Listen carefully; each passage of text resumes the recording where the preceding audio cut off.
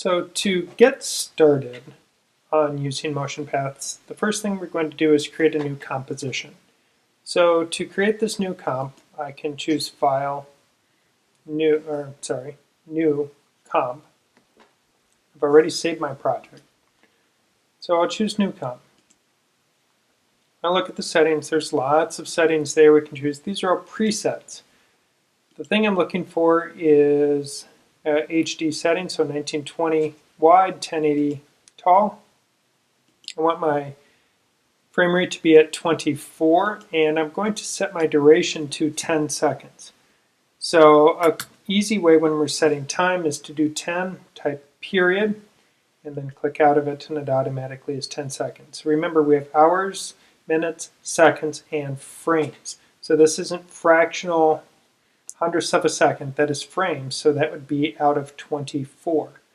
So it's a small detail, but it's an important detail to keep track of. Now my comp is going to default with a background color of black unless I were to change it. So if I don't want it to have a black background, I can click here and I can choose a different color background if I wanted it to be, say, gray. Now it starts out and we have a gray background. It's not a bad idea to name our comps if we know we're going to be using more than one comp in our project. Now, if I want to animate, one of the things that I need to do is I need to get my assets in here. And to import the asset, I can choose File, Import, but if I'm in my project window, I can also just simply double click. When I double click, it pulls it up, and I want to pull in my face.png file, and that brings that asset into my project. If I want to use it, drag it down to my layers, and it shows up. Now, one thing that I've done here from previous work that I was just doing in After Effects is I left my in and out times available. So we have these tiny little buttons down at the bottom, so we can see the in out duration for my layer, the stretch on it. So we can hide or show different aspects of what we are working on. So I can have my blending mode, track matte, and my switches there, so I can choose 3D and a bunch of other things. So we can set all of those. So if you find that your interface looks a little bit different than mine, you're welcome to click on those things. And another word about interfaces is sometimes when it does get all messed up, we can simply double click on the word default and it says, hey, if you continue, it will be reset to the last saved version. I've never saved over the top of default, so by double clicking there, it returns my workspace to the original factory default. So if your interface, you lose a window or a palette, so you have something, it's there, or we close this one and you're, shoot, where did it go? Or then we go here and I close that panel and they're like, oh crap, how do I get things back? What do I do? Double click on default, hit yes, boom, you're back in the game. So that's a good way to work with it. Now I can click over here in preview, I can bring that back up, effects and controls, I may want those. Those are two that I will probably be wanting to see. Later on we will add in some audio, so we will need to make sure that play audio is selected. If it's turned off, we'll put the audio in, we'll hit play, we'll be like, why is it not playing? I know my sound's turned up, I don't get it. Well, sometimes you have to click on that to make it active. So a bunch of housekeeping tips, but important tips to remember when we are working with this. Now what I want to do in this particular activity is I want to make it so that this head is going to follow very specific animation path. Now I could do it simply by hitting P to pull up position. I can now click on the stopwatch so that it's keyframing, and got a little zoom happy there. Now I can also just choose fit, That puts it back on screen.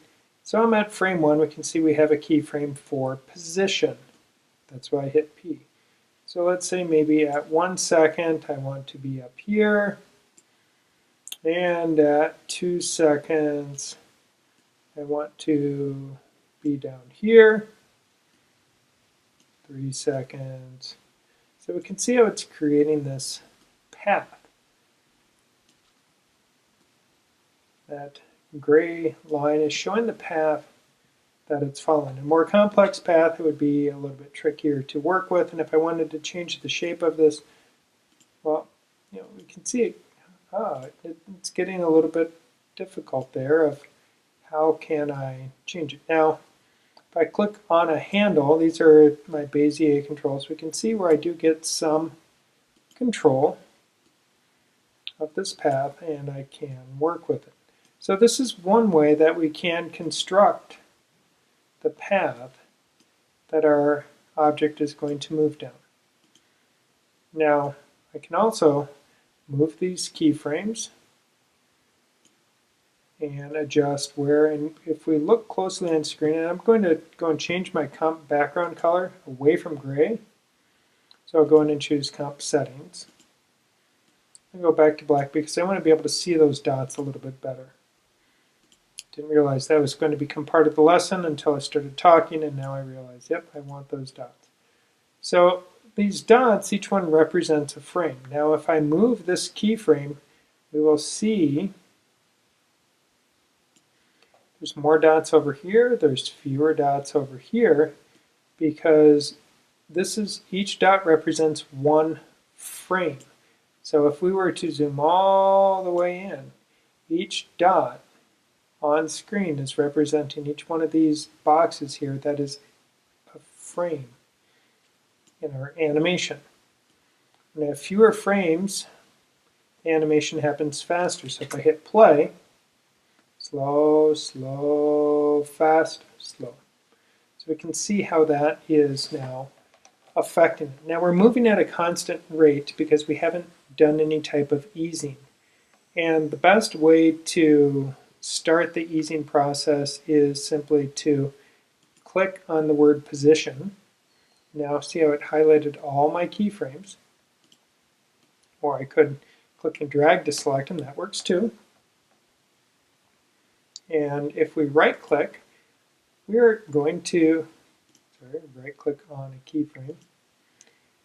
And when we right click on a keyframe under Keyframe Assistant, we will see we have an option for Easy Ease. It also has a function key shortcut of F9. So using the F9 keyboard shortcut is going to change.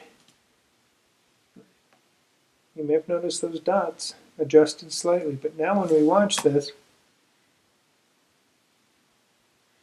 so what it's doing is it's slowing down a little bit when it gets to this, pausing, and then starting to speed back up. So it's not running at a constant velocity. And we can see that if we look real close, how those frames are getting tighter, tighter, tighter, and then spread out. Or if we look equidistant, and then they start to get a little bit tighter. And again, we can adjust where, not when they're all selected, when one is selected. We can see how I can adjust how those frames are moving, and that creates different speed, but different qualities to that speed as well.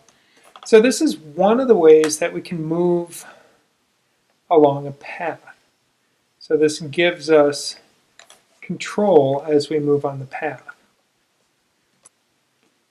Now we do have, with our layers selected, I do have another option available to me as I work with this. And under Transform, we'll see we have an option called Auto Orient. And when I choose that, so look at the head, it's vertical and it stays vertical the whole way through. And I manually could go through and try and change the rotation property of this head each frame. But let's just say I wanted it to maintain its orientation along the path. So if I choose Orient Along Path, now we can see how it's moving. And if I want to adjust the initial starting rotation position, say I want to lead with my forehead, I can pull up the rotation property, R, or if I close this layer and then reopen it, it shows me all my properties here. And what I'm looking under rotation is to just adjust the plus amount, because the first is how many full rotations. So if we chose 1, it would spin a full 360. Not going to help us. But if I just want to rotate the head so it's here, then my animate, we can see how it follows the path. And it goes down the hill and back up the hill and back down the hill. So I don't need to keyframe it because the auto or the oriented path, auto orient, is going to adjust it as it goes through the different frames, trying to make it follow that path. We can see that that has certain uses if we're trying to get an arrow to follow a path, or a car, or a bird to follow a line, or a butterfly, or something that's moving, so that we can control it so it's changing its orientation without us having to continually adjust it. One of the things that we always strive to do is to find ways to work smarter and not harder as we work on our projects. So I'm going to make a second composition, and this time when I make a composition, this is going to be a drawn path. Now, it always remembers whatever your previous settings were when you choose to make a new comp. So it's at the 1080, 24, 10 seconds long. So now we have a new comp. Once again, I'm going to drag the face into it and click off so nothing is selected. And now that I've done that, what I want to do is I want to draw the path using the pen tool. Now, the reason I wanted nothing selected is when I draw with the pen tool and nothing is selected, what happens is, let's just grab a color so we can see something, and it creates a shape with that fill. Now, if I click on the word fill, I can choose no fill, where it has a little line on it. And if I go to stroke, and let's choose a stroke color, okay, that one is still selected, so it sees it. And I'm going to click off down here in the emptiness, so then nothing is selected, or I can click up there, either way. We can also see under Edit, deselect all as Command-Shift-A, which I will be using that going forward, so I won't be clicking, but I will be deselecting by using Command-Shift-A. Because now, by not having anything selected, if I click and drag, you might remember those handles from moments ago when we were working the previous shape. So now, if I click and drag, it makes the handles long. If I click, we can see it doesn't even draw handles, it draws corners. And if I get to the very end, it closes my shape. So let's try again. So if I click, I get a corner. Corner, corner. Click over here, it closes it. Now, if I click and drag, click and drag, click and drag, click and drag, click and drag, now I got a circle. So let's try one more time. I'm going to turn off those three because I don't want to see them. They're in my way. This time, I'm going to click to do a starting point. And I'm going to click and drag. And I'm going to click and drag. Click and drag. Click and drag. Click and drag. Click and drag.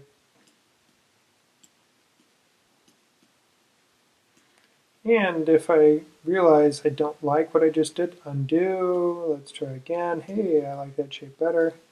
And we'll go all the way up here.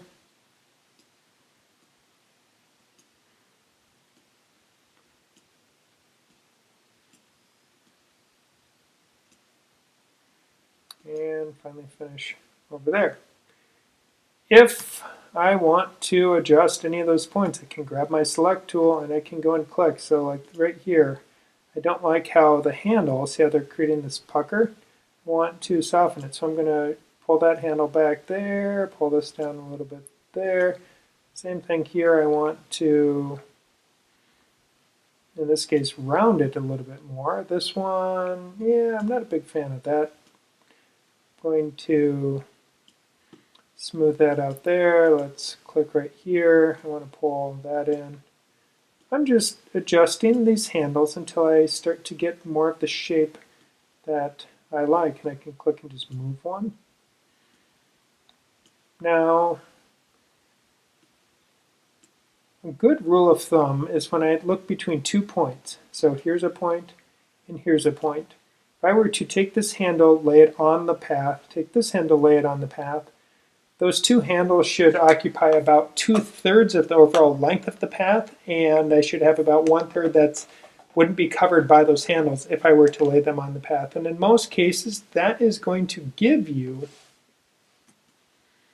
a better overall shape or curvature to your path. So you don't get kind of awkward or ugly bendings to that path. So now I've drawn a path. And you may be thinking, well, why did we do that? And what we're going to do is we're going to use this path as our animation path, our motion path for the head here. So I can see here's the head. And right now, if the head rotates, it's going to rotate around that anchor point, which happens to be right in the corner of the eye. I want the head to rotate, say, whoops, wrong layer, active. I want the head to rotate around its chin. I could grab the pan behind tool, move that anchor point down to the chin. So now if the head is going to rotate, it does that. If we want to rotate with the top of the head or with the nose, with the ear, whatever, wherever we put it is how it's going to be. All right, so going back into this shape layer, what I want to do is I want to grab a copy of this path information because this is just simply a path I drew. And do you remember, as I drew it, I said I wanted no fill and I want a stroke. By default, you get a solid fill and no stroke. So you have to change those settings. Clicking on that word gives you the quick option to say no stroke or solid stroke or gradient stroke. Same thing, click on, or fill, and now we can say the same thing for stroke. So no stroke, solid stroke, gradient, or so linear and radial gradients. On this layer, I am going to open it up, then I'm going to open up its contents, then I'll open up the shape, then I'll open up the path, and I'm going to click on the word path, not path 1, path. And when I do that, well, notice that all of those keyframes, or not keyframes, those handles, those Bezier handles, B-E-Z-I-E-R, Bezier, I know, it makes perfect sense. So I click on the word path, not on the stopwatch, just on the word, and then I am going to copy that. So it's either Command-C on Mac or Control-C on Windows. So I copy that, and now I can even just turn off this layer. I can close it, and if everything turns out, I'll be deleting that layer in a moment. Now I'm going to go to the face, and I'm going to choose P for position. So I hit P on the keyboard, pull up position, I'm going to click on the word position, and then I am going to use paste. So we're using paste, which is Command-V on the Mac, Control-V on Windows, so I paste, and you'll see it put in a whole bunch of tiny little dots there. And if I scrub my timeline, lo and behold, we're following it. Now I'm going to adjust my view once more so it, okay, I guess it fits on screen. I just moved it off screen. So we can now see it moves. Now, it's going kind of fast. Well, the good part about it is once we put this in, if I just click on this ending keyframe and pull out, we'll see how it now stretches the whole thing out. So now it's stretched it out. What I'm also going to do with this is I can right-click on this layer. And I can go to Transform and choose Auto Orient. Or I can go under Layer, Transform, Auto Orient, and I'm going to choose it once more and choose Orient Along Path. And now when I do that, we can see now how it's following the path. Now if I want to, again, just like before, rotate R on the keyboard, and this time I am going to rotate it until it starts with the direction that I want. And now we are following this path. So I would make an argument that animating like this was certainly easier by creating that motion path than trying to simply move it over time, where we give it a little bit of time, move to a new position, give it a little bit of time, move to a new position. That using a motion path is going to be easier. Now I'm going to hit P on the keyboard once more and see what's here. Now another thing I can do is I can click on that keyframe, and if I move it, we can see how it doesn't change the length of things, but notice how all the frames are adjusting. So if I grab a keyframe right in the middle, so if I want my whole thing to speed up, speed up, speed up, so all those frames are going to, we see there's more space between individual frames. That means I'm covering more distance because we are animating position, so X and Y. We're animating pixels, how many pixels I move per frame. In the beginning, I don't move a lot of pixels. As it carries on, I will move more. So now if I run this, start out slower, slower, and then we'll see as we move to the second half, it's going faster, faster, and flies off the screen. Now we could reverse it and do the exact opposite by moving some of these frames down. And every time I've adjusted one frame, it now breaks it so that it moves, so see how it's moving within that cluster.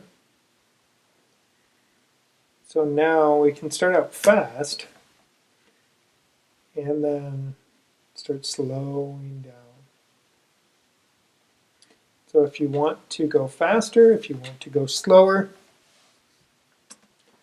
it's entirely up to you. Now I'm going to just click on that frame right there, and I'm going to bring these final two, instead of off screen, I'm going to bring it on screen into the middle, pull that handle down a little bit, pull this one over,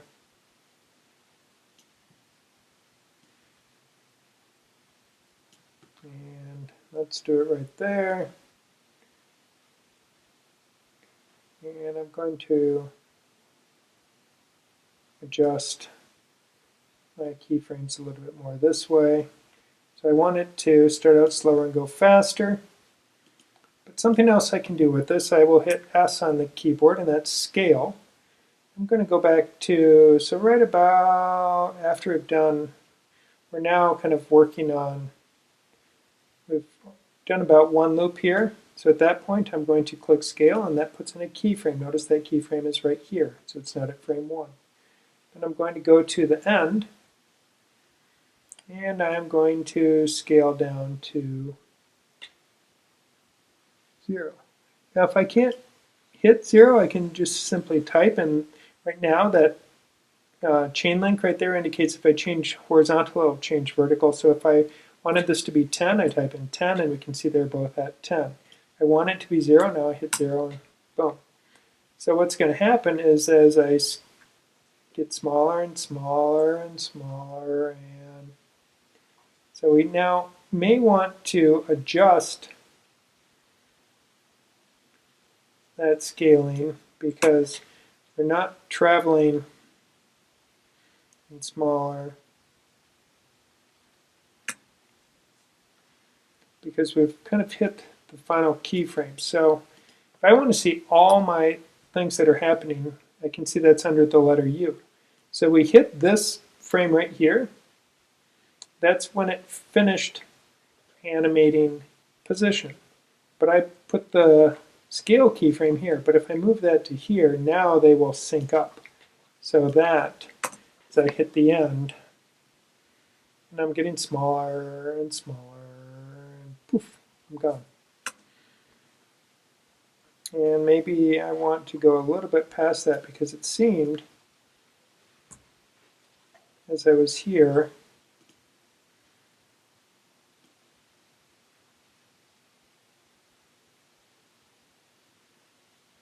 that I can just let it continue. I think that's going to be a little bit better. So let's watch the whole thing. Smaller, smaller. Boom. And now I've disappeared into nothingness. So I would make an argument that using that path was easier than trying to manually move it around. It can certainly be faster. And if you're trying to follow a specific line, that's definitely going to be a better way to do it. And we also have these other layers here, which one is that original path. Well, guess what? We don't need those. So I can now select these, delete. And that feels good to let them go away. Going to make a new composition. So I can just Command N. This is going to be my audio. And doesn't matter what color. I'll go with 10 seconds still. All right, there we go. I want to bring in some sound, so I'll bring in my audio file that I'm working with, and I can simply add that to my project, hit play. And again, if it doesn't play back, you're like, wait, I know my headphones or speakers are turned on. Make sure in your preview you have audio enabled. And then that's going to give you audio to work with. So with the audio in our project, if I want to control fading it in and out, the best way to do that in After Effects is to select it and then to use an effect. And we'll use an audio effect called Stereo Mixer. Now that will pop up my effect controls. And if I look where my project was, we can see under this window we get Project window, which has all my comps and files, my assets. Then I have my controls. So we'll see how it kind of disappeared. But the little arrow here allows me to go between windows. If I have a giant screen, it won't really go away and I'll get to see it. But on my laptop, it's a little shy. The next thing I want to do is go to the beginning. And with this, I am going to adjust both my left and my right levels. And I click the stopwatch and that keyframes them. So now what I can do is pull them both down to 0. And then I'm going to, we'll just kind of choose a nice easy number like 1 second. We can decide how much once we get the keyframe in. And now I can pull it up, well, not 200, I don't want it that loud. I'll just go back up to 100 and up to 100. Now, when we hit play, so we can hear how it goes up. Now, once again, remembering that any keyframed properties on a given layer, the letter U as an umbrella, if I hit U, it now shows me those keyframes. So if I want it to take longer to fade in, I'd say 2 seconds.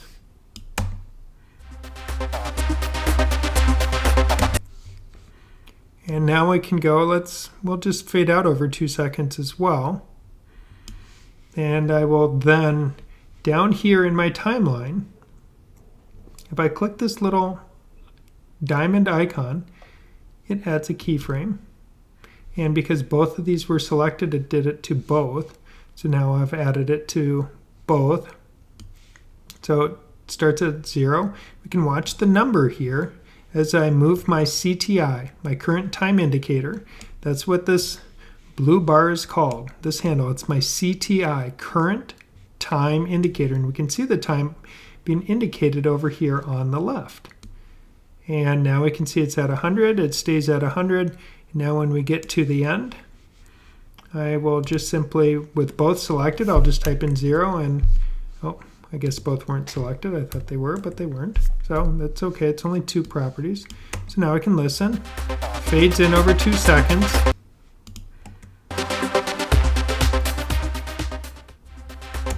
And we have looping on. If I turn it off, we can now hear it. So then it fades out. So that's really the best way to do it inside Audition. Later we will look at how we can actually edit and trim our audio down to a specific time length. And in doing so, then add the fade in and fade out directly in Audition, and then bring a completed audio file which already has the fades and everything built into it. Now it's not a bad idea with these selected if we use our Easy Ease under Keyframe Assistant. Pretty much anytime we work with keyframes, we turn on Easy Ease, and it just gives a slightly better quality. So it kind of ramps up and then slows down as it's reaching its apex, and then it will accelerate and then ease out at the end.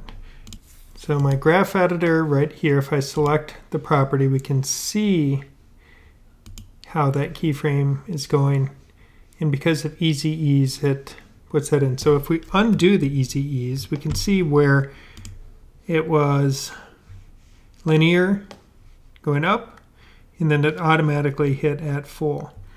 But if we just right click and turn on Easy Ease, we can see where we get that.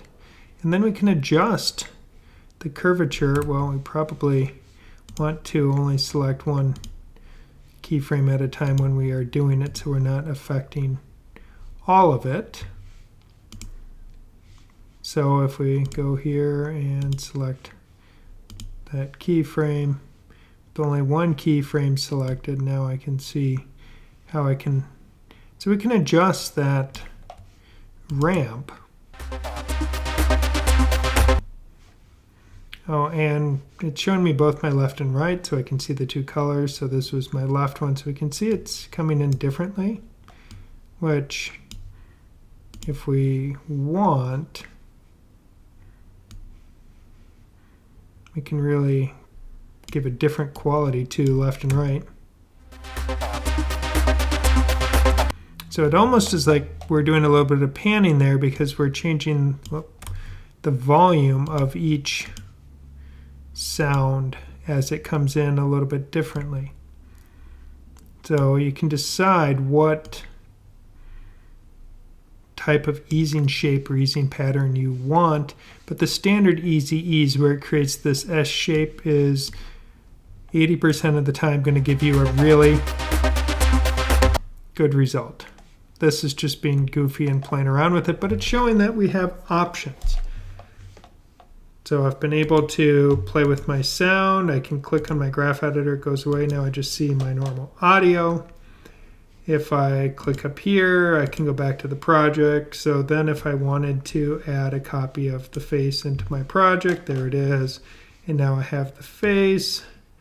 And if I start with the face right here,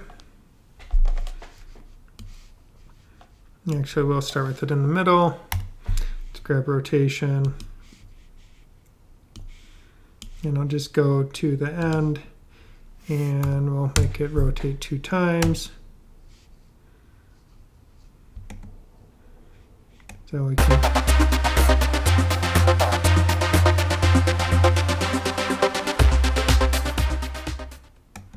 So we could even set the rotation similar speed-wise to the music. As it ramps up, it goes faster.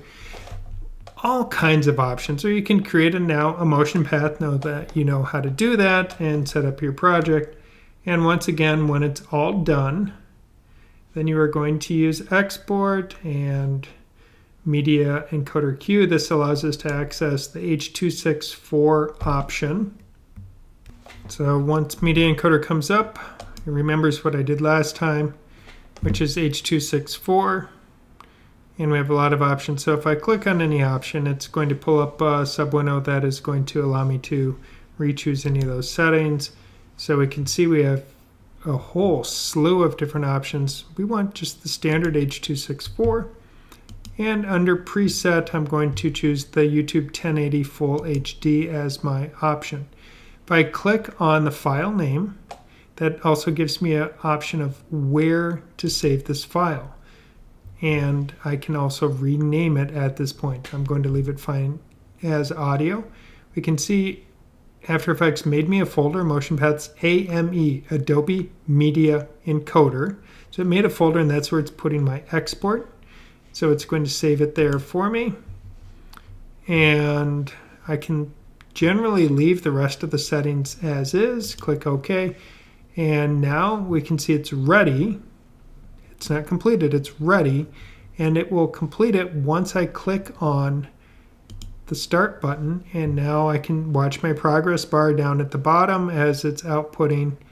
And it's now created my file.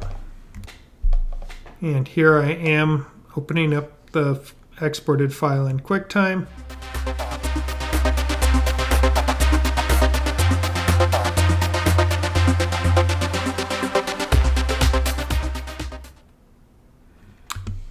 Done. So we've now managed to export this out as a H.264 MPEG file, and it's ready to share with the world.